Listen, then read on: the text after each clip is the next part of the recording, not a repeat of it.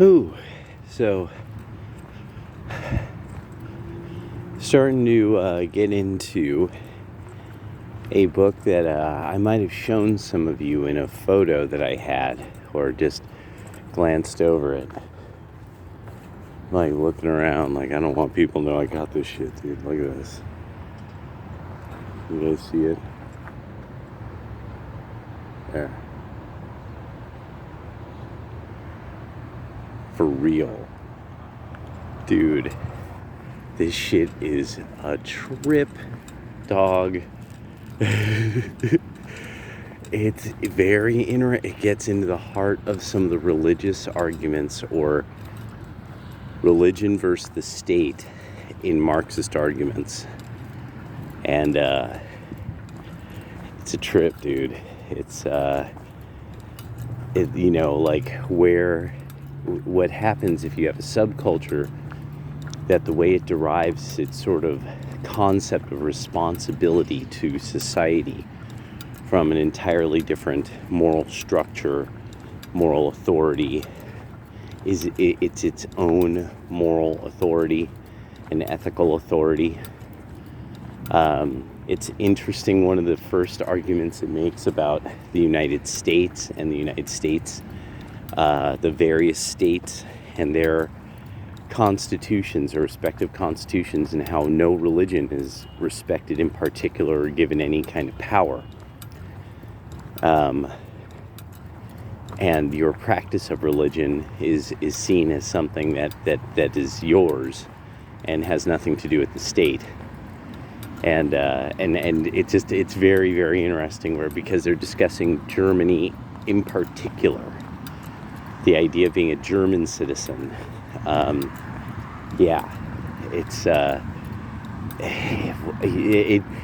It's one of those bridges of socialism, this claim of scientific socialism of Marx,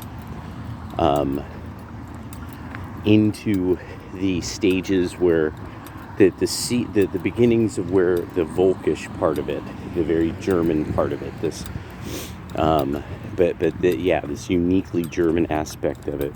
Whoa, hello earthworms. Whoa, okay, I gotta watch out here. The earthworm gym style. And it's because most people will then know Hayek's work as a bridge to explain where that changed, where you could look backwards. You could say, this is where this concept then becomes this concept, and that's what was popular, and that we just don't record it. We don't record how that shift was made in socialism. And then the more books we ban, the harder it is to find out how that shift was made. And so a book like this, especially, is something apparently editors of Marx tried to erase from his library. So it's like one of these things that now I'm like, okay, I've got to know what his arguments were about this, because this is obviously just too good to be true. It's just too much the logical step that Marx had to make, and then the horrible rumors about him confirmed, so so it'll be interesting. I'm only about 6 to 10 pages in so far. But it appears a lot of the most simplest of people, the most simplest of the clever, can figure out real fast once they're hearing enough people talk about Marxism, that you're like, wait a second.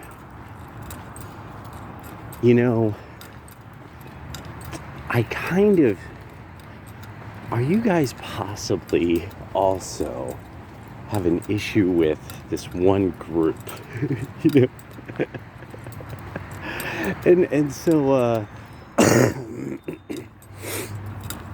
I've gotten one. So there's this thing about, like, with anti-Semitism, that one, they are a collective that is so unique and so uniquely identified internationally that it makes them one of these groups of people that people just, they can identify them. No one can identify, oh, what's that group? The Druze. No one can identify them, even though a bunch of them live abroad. People used to have hang-ups about the Chinese, and to some degree still do. It's the thing that I think especially throws a lot of people off, because this is something that I really found out kind of doing my own research just into Western religion, and finding all these people they were learning about it themselves at the same time. So there's a lot of stuff about Judaism that had never really been centrally recorded up until almost right now.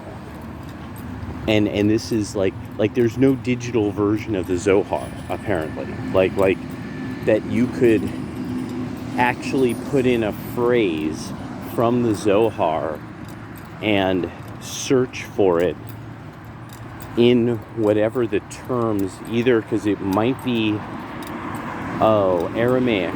Parts of the Zohar are in Aramaic. And so and some of it I think written in Hebrew. While other parts are written in Spanish, I want to say, or French. So, yeah, I can't. I'd have to look again to see, because that was, and so I really actually heard the Kabbalah info people, Michael Lightman, them actually say there isn't a version of that you could search, that you could search online for lines in it or references, and with commentary and stuff like that. And he goes, oh, we should work on that, and they will. Don't worry, they will.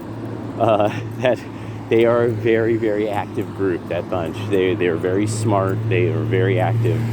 They have determination. And so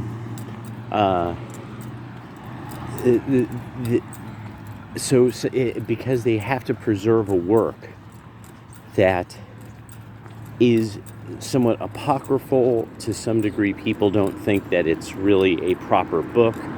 It is a great work of Judaism. So it's a part of lore. It's now canon, No, but it is an important book for them, and so then they get to say it in this way of, we are a living religion, and we're, and so I like putting it, I've been thinking about this, that the modern period made a lot of Christianity change in a way as if there was some old Christianity, and now we understand new things because of the science, rather than really this thing of the human heart what humans are at its essence doesn't change. No. You could measure it better, but measuring it better measures its energies. What we are at our essence is still the same. That problem has not been solved. That's something that there's only one way of it being completed, and for Christians, and that's the sacraments through the Orthodox Church, and say orthodoxy's case, and because I don't know, I can't tell you for Protestants what that answer would be. I don't understand their theology well enough any longer.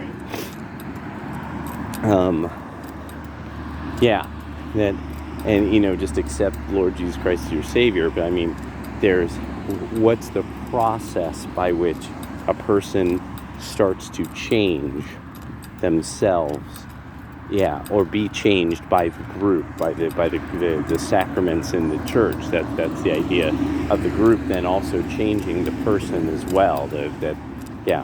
So and then becoming a part of a body that they are a part of and are inseparable from in use. In a teleological sense, they actually are useful to a body of people and such like. So I don't quite know the theology of Protestants well enough to understand.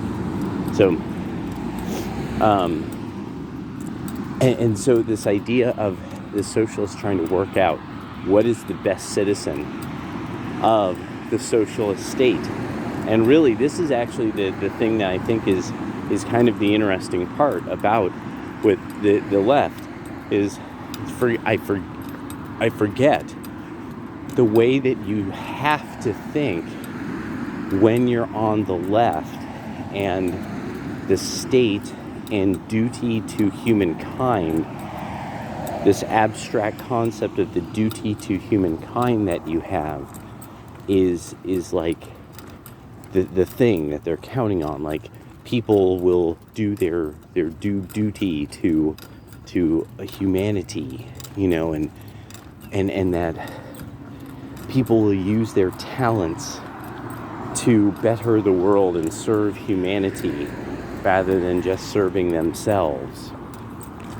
And that and I forget, like, these kind of pie-eyed ideas, that and I'm like, oh yeah, I forget, like, they think that that's what people would do, and that without some kind of scaled remuneration, like, they would still choose the thing that it would suck to do, but everybody would benefit.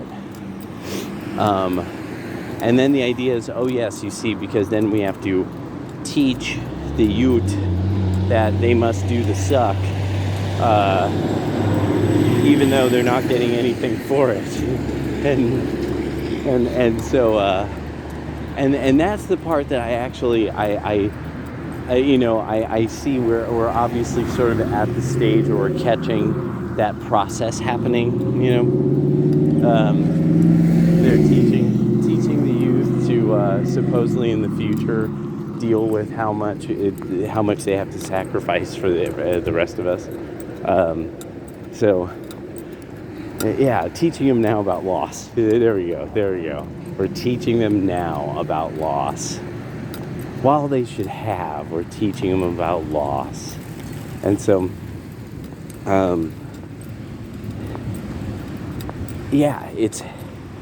it was fascinating to me just because of his discussion of duty to the state and how this comes up and how this is such a German idea that I really am thinking, I think that's what it is, that I'm having trouble dealing with this. Every time in my mind, there is a German accent.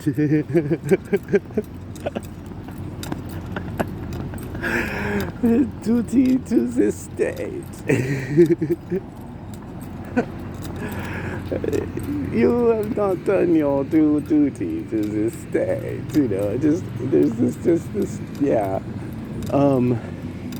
So that's that I'm finding that kind of interesting. I'm finding that very interesting.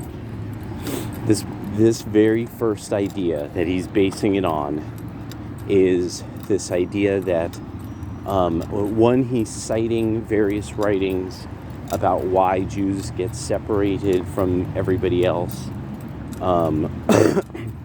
The editor who found this kind of hidden work of Karl's, that he ended up commenting on it and really getting into, like, this. There is just so much about this that there's just so much about this that's important to understand, like, kind of your modern European anti-Semitism and like what it naturally kind of logically became with the advent of socialism.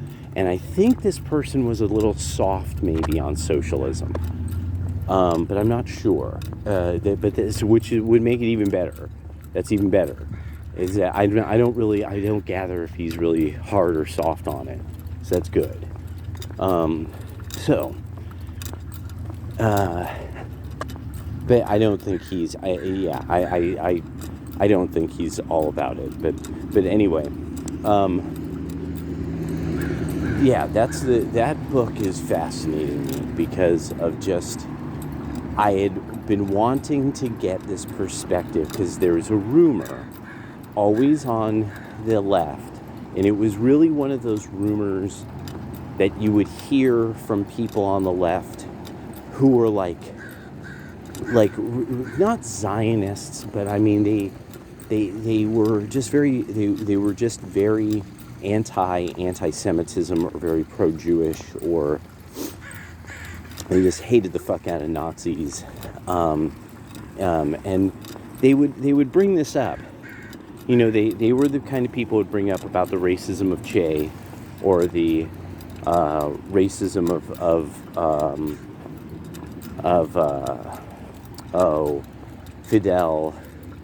But then they would bring up, oh yeah, and Karl was no friend to Jews, and you would find this out, but it would be really difficult to find what is this guy citing, because most of this was way back on the days of like KPFA and KPFB in Berkeley.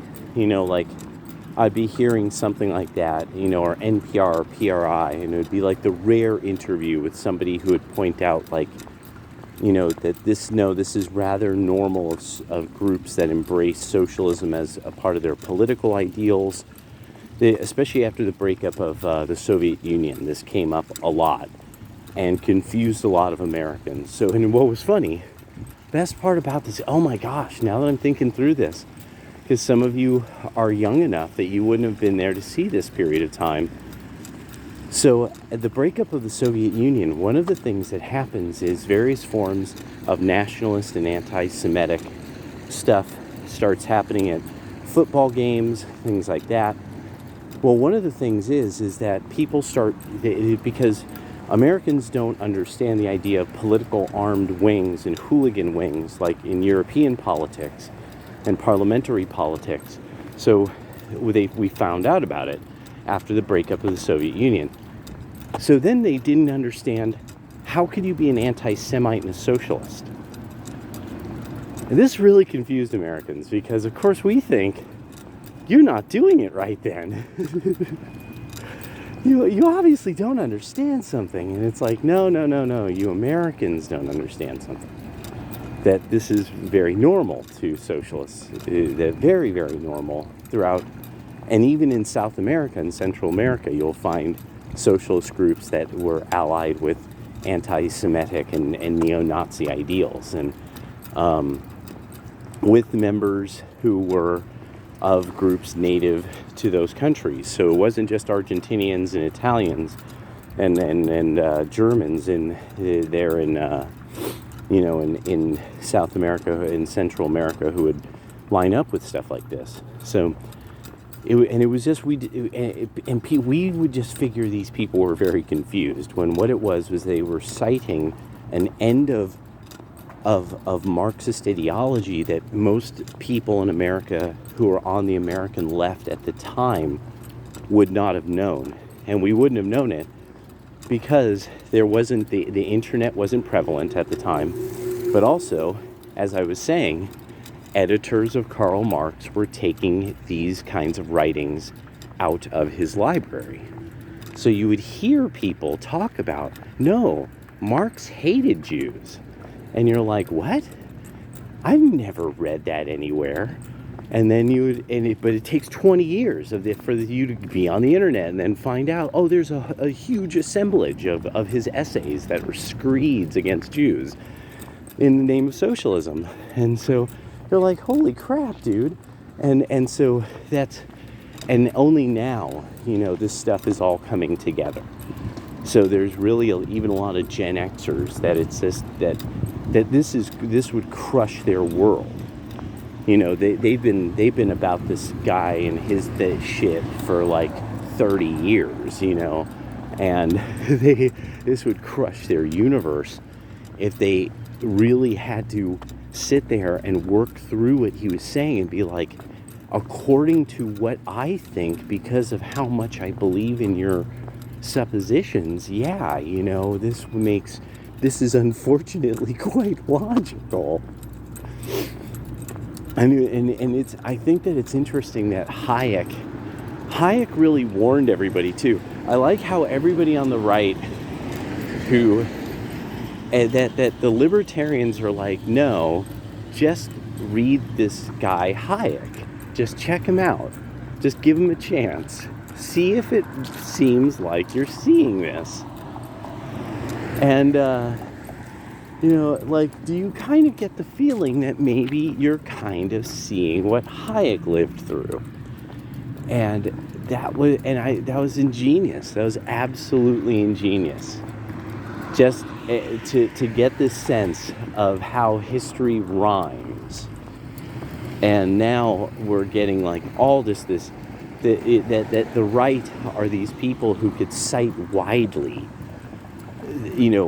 periods in history that something was like this before, and that's why, and then they could connect it to present circumstances, economic information, political trends, and it's magnificent to find these old books and to know I have this on hard copy, and now I really understand like how this, okay, got it, socialism, Karl Marx was a kook ball, like he was a true kook, a beautifully crazy kook ball.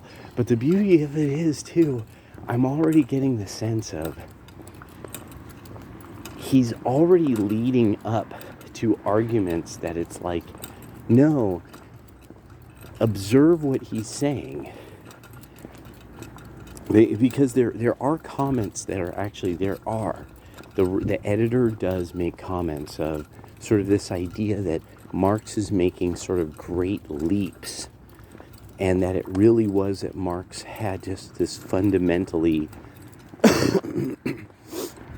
this thing that developed in the culture of converted people like him, that they really resented those who didn't, and so he really kind of makes this, and so he definitely touches on that kind of idea of the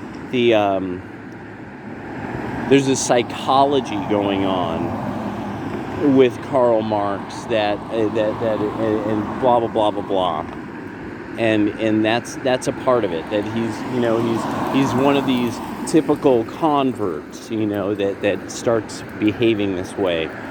Now I could totally foresee, I could see something like that,